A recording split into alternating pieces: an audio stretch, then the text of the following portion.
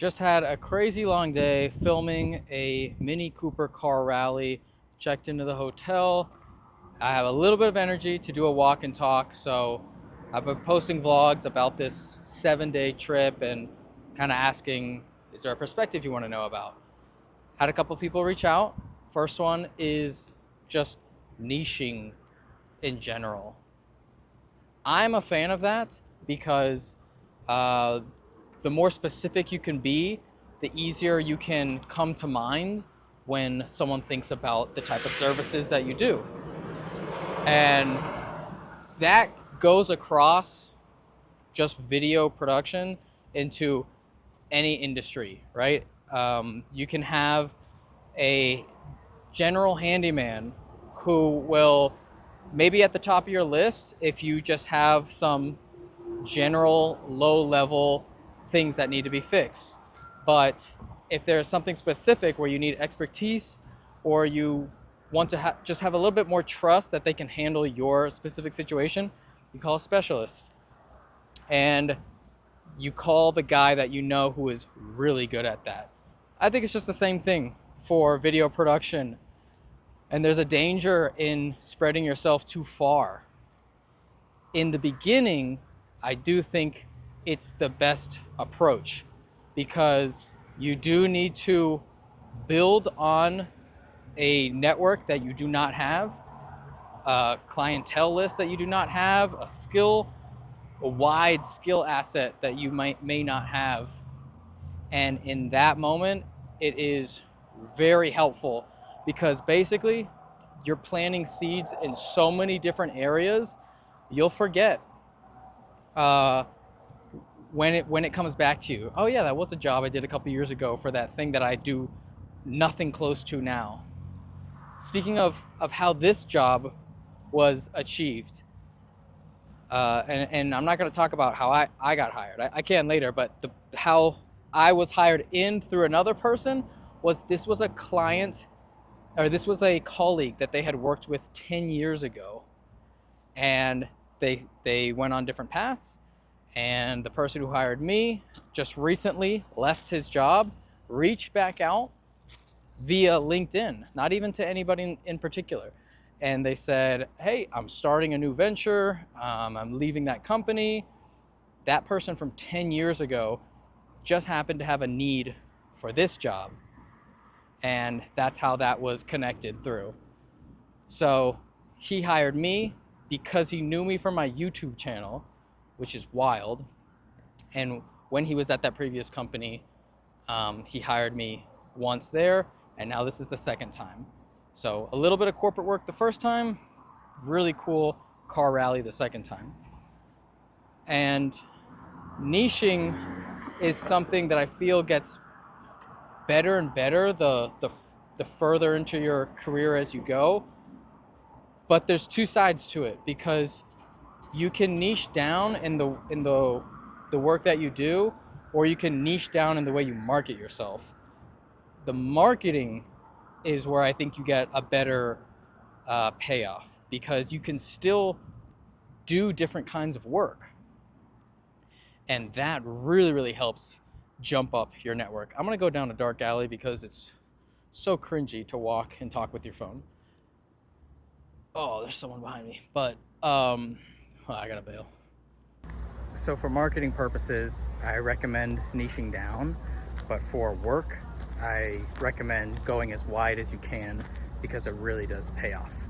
Okay, next question was about contracts. If I have a professional look them over, as you freelance, I'll speak for me, as I freelance, the contracts would sometimes come up in different situations. So one would be you get a work for hire agreement where the company is saying you are gonna be doing this work for us. These are the payment terms, this is the payment deadline. We own whatever you film or whatever, they give it to you, you're a contractor, you sign it. And it's very easy because you get to see everything and it was given to you.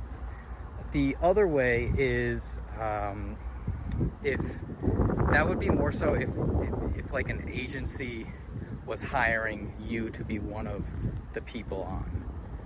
If it's more of a client to production company, then I am pushing my own contract. What contract is that? Some contract that I found on Google a bunch of years ago, and I've modified it over the years, and it has certain things that I never thought I would use, like a compounding late penalty fee. That was early on, and it ended up really raising the price, and they signed it, so they had to pay it. And then some other things that really never get used. But you can just start with any of those generic video production contracts and kind of build on with it. I don't push those out normally, because I'm normally in the freelancer who is going to production as part of the crew. So I usually get given a work agreement. But man, there are some like sneaky clauses or weird things in there that it is, you know, you want to do your due diligence, read over it, and kind of compare and contrast them with other contracts that you've been given, or I didn't even know this, red line it out, send it back. I didn't even know you could do that. But that is like a back and forth that you can have. You can say, I do not agree to this. X'd out, initial it, whatever, send it back. And then they will send back something else, and it's a dialogue. The contract can be a dialogue. I initially thought it was, these are the terms, accept it or reject the job. And I'm like, well, I don't want to reject the job, so I'll sign it. And like, especially stuff with like non-compete. If you're a freelancer, you should not be signing non-competes. Especially, I've had it where I worked for a client once and they asked me to sign a non-compete and I didn't know what I was doing. I was like, oh, this is not that big of a deal. Nothing ever came out of it, but I should not have given away my rights to work for someone else when I only worked for this company once for 2 days for this rate. And that's just like a learning curve. I'm on a golf course and I feel like I'm gonna get kicked out, so I'm gonna start walking back. And that took me years and years and years to learn. A lot of hurdles and stumbling.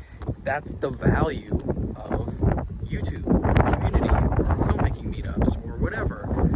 The more information that can get passed around can help you, can help me. It can save us a lot of pain. And it honestly feels really good to help other people out. But it really feels good when you catch a problem before it happens. And you're like, oh, that had a high chance of becoming an issue, and I solved it because someone else told me that one time this one thing. So I'm a fan of sharing information. Obviously, that's what I do on this channel. I have 3 days in. I'm 3 days in on this job. I think I have 4 more to go. Started in Albuquerque and then went to Durango, Colorado, and now I'm in Grand Junction, Colorado. And then tomorrow is Salt Lake City, and something, and then Bozeman, and then I'm out of this job, and someone else, I'm bringing someone else in to take my position here. But this only happened because of this information interaction on YouTube. So it's really helpful to me. So thank goodness I'm done for the day. There's no editing, there's no post-production, hand off cards, get them back in the morning. So I'm done, and I'm exhausted, and I'm gonna take a shower and do it all again tomorrow. I had a little bit of time to squeeze this walk and talk in. I can't make any guarantees that I can do it later on in this week, but if you guys have more questions, just let me know and I can keep answering them. And I think I gotta get off this golf course. This is my DJI mic that I plug into my phone, but the iPhone connector just snapped off. So I don't know if I can order a new one of just that thing, but that's a bummer. Don't put this connected into your phone in your pocket at the same time, because it'll snap.